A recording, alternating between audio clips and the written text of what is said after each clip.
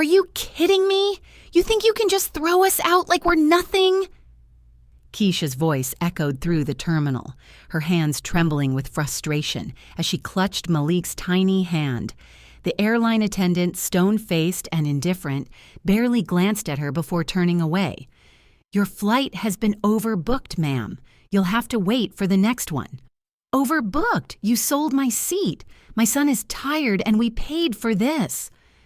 The wealthy couple behind them smirked, whispering to each other as if Keisha's anger was nothing but entertainment. Malik looked up, his big, innocent eyes filled with confusion. Tears pricked Keisha's eyes, but she refused to back down. Then, out of nowhere, a stranger stepped forward. "Excuse me, did I hear that right? You're denying her boarding for no reason." The entire terminal fell silent, heads turning. Who was this man, and why did he seem so determined to fight for them? The airport terminal buzzed with chaos. Screens flickered with delayed and canceled flights, while tired, restless travelers slumped into plastic chairs. The overhead speaker blared yet another announcement, its cold, mechanical voice completely out of touch with the desperation seeping through the crowd. Keisha stood in the middle of it all, her eyes darting from the departure board to the indifferent airline staff. Her son Malik clung to her leg, rubbing his tired eyes and sniffling as exhaustion claimed his small frame. Keisha, a tall and graceful woman in her early 30s, had her hair neatly braided back, but her face bore the wear of countless struggles. Dark circles hung beneath her weary, resilient eyes, but even in her exhaustion, there was a fire that refused to die out. Her heart pounded with both frustration and fear. This flight was supposed to be their way out, their chance at a fresh start after years of scraping by. Malik had been so excited, babbling about how he'd see the clouds from above, how they'd float like dreams in the sky. Now his innocent wonder was fading into confusion and sadness, and it broke Keisha's heart. She glanced down at the crumpled boarding passes in her hand, gripping them tighter as if holding on to the last remnants of hope. "It's okay, baby," she whispered to Malik, her voice cracking despite her best efforts to sound strong. "We're gonna get on that plane, I promise." As they approached the counter, the line barely moved. Wealthy businessmen and impeccably dressed travelers pushed forward, completely ignoring the single mother and her young son. Keisha felt herself shrink under their disapproving glances and dismissive mutterings, but she squared her shoulders, refusing to let them see her falter. Finally, it was their turn. The airline attendant, a stern-faced woman with a practiced, mechanical smile, barely looked up. "Name?" "Keisha Harmon," she replied, keeping her tone polite, though her heart was a thunderstorm of anxiety. "Flight 216 to Atlanta." The woman typed briefly, her fingers moving with an apathetic efficiency. Then, without even meeting Keisha's gaze, she said, "Your flight has been overbooked. You and your child will need to wait for the next available seat." Keisha's breath caught in her throat. "Wait, we've been here for hours. I bought these tickets 3 months ago. You can't just—" The attendant raised a perfectly manicured hand, cutting her off. "Ma'am, there's nothing I can do. You'll have to wait. Next." Keisha stood there, stunned. Tears pricked her eyes, and she struggled to keep her voice steady. "No, please." "My son is tired. He needs to get home. You can't do this to us." Behind her, a well-dressed older man scoffed. "Should have gotten here earlier, lady. Can't expect special treatment just because you're struggling." Keisha spun around, the man's words cutting deeper than any knife. "Special treatment? I paid for these seats. I did everything right. You don't know a thing about us." The man merely shrugged, a smug smile pulling at his lips. "Maybe if you weren't dragging a kid around like that, you wouldn't be holding everyone else up." Rage boiled up inside her, but she bit down on her retort, pulling Malik closer as his tiny hands gripped her coat tighter.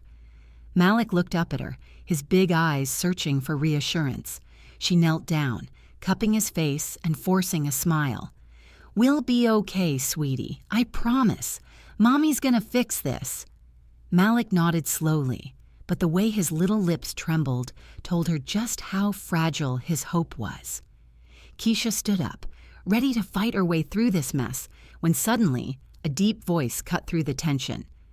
"Excuse me, miss, but did I hear correctly? You sold her seats despite her having a reservation?"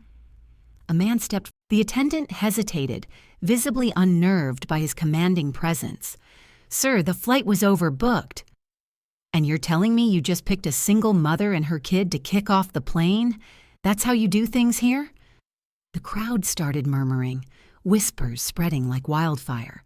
A few travelers glanced at Keisha with sympathetic eyes while others pulled out their phones, recording the unfolding drama.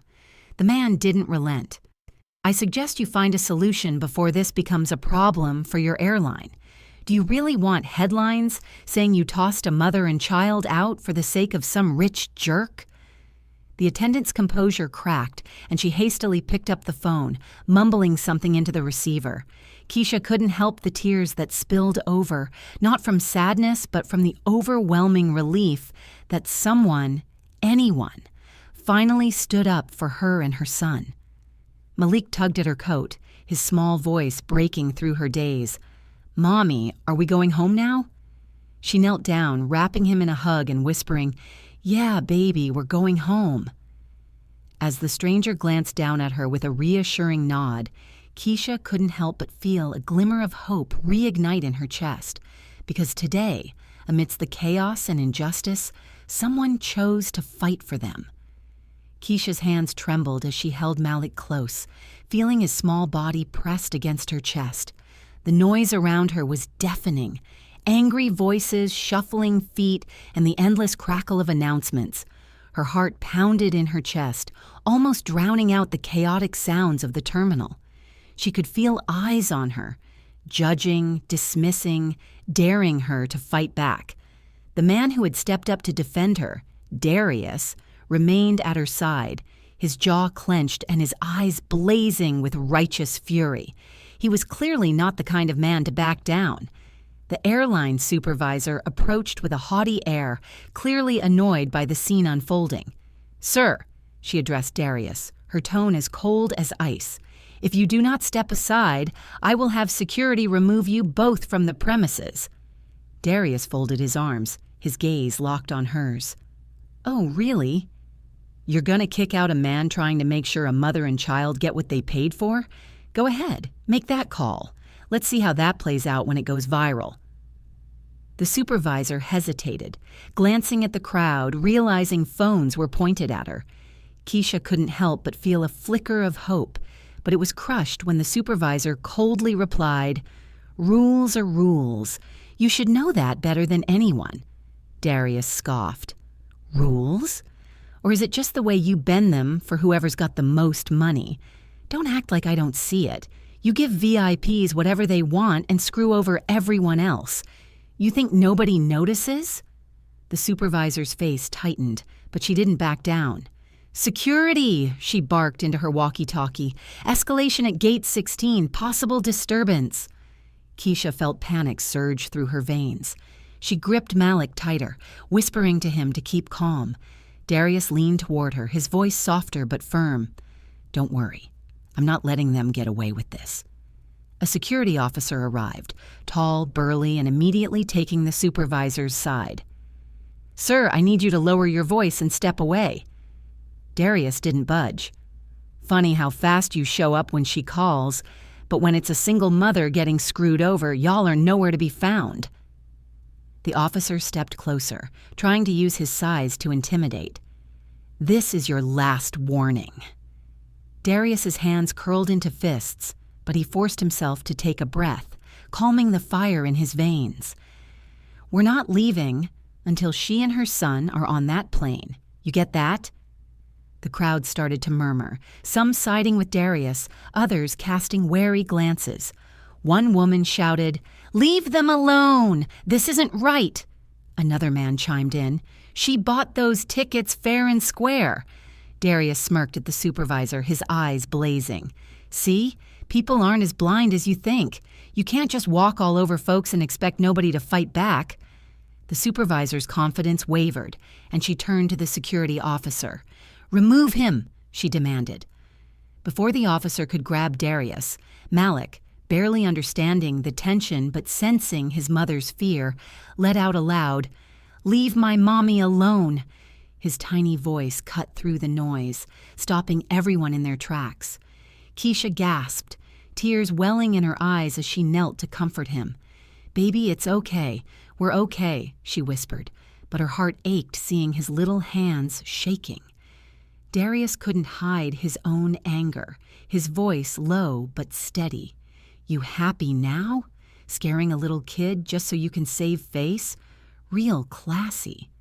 The officer hesitated, clearly unsure of how to proceed with so many eyes on him. Just then, another voice broke through the chaos. "What's going on here?" A tall, impeccably dressed black woman approached, her presence commanding immediate respect. Her sharp, discerning gaze swept over the scene, assessing the tension and the tears on Keisha's face.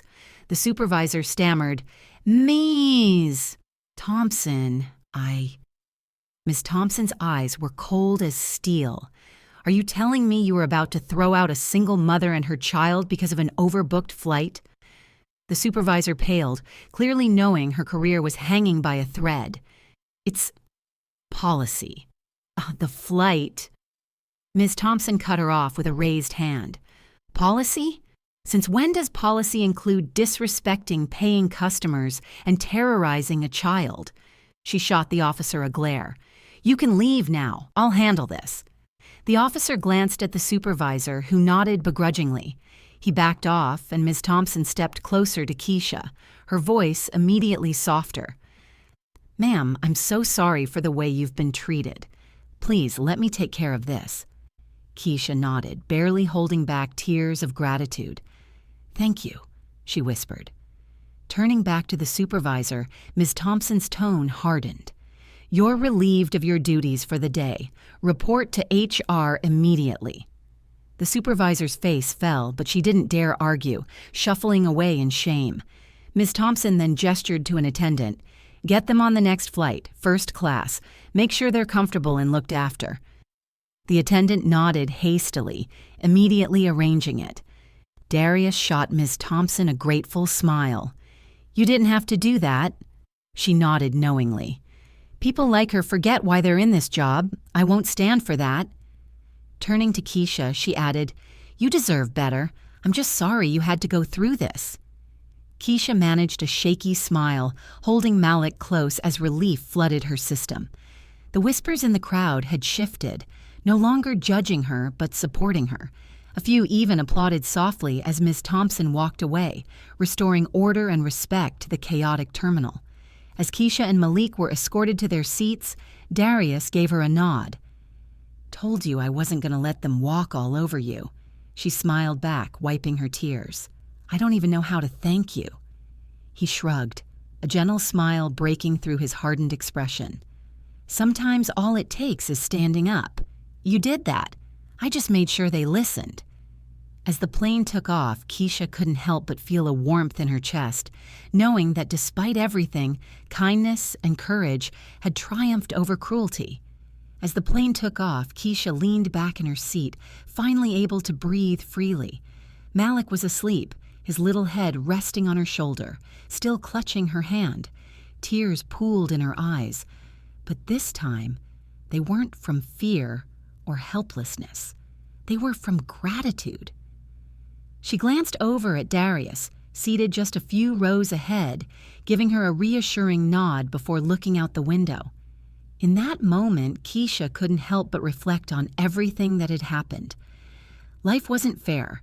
She knew that better than anyone.